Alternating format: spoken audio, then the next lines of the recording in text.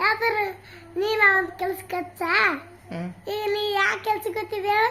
Water ಕೆಲ್ಸಕ್ಕೆ, cement ಕಲ್ಸಕ್ಕೆ.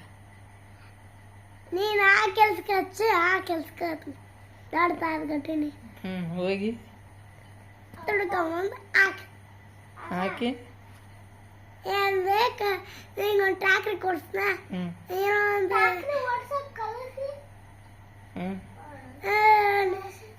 ಹೊಡ್ಸೋದು ಅಪ್ಪಗೆ ಗೊತ್ತಲ್ಲ, ಕೊಡ್ಸ್ನ. ಆಮೇಲೆ ನೀನು ಹೊಡ್ಕೊಂತ ಅದಕ್ಕೆ ಎಲ್ಲ ಬಾ.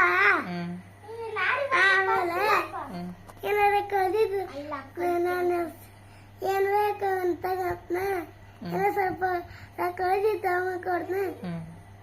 ಏನೋ 50 ರೂಪಾಯಿ ಹೊದಿದ್ರು ಗಟ್ಟಿನ 100 ರೂಪಾಯಿ 50 ರೂಪಾಯಿ ಉಳಿದ್ರೆ ಟೀಚರ್ಗಿಟ್ಟು ಕೀಲಿ ಹಾಕ್ತೇನೆ.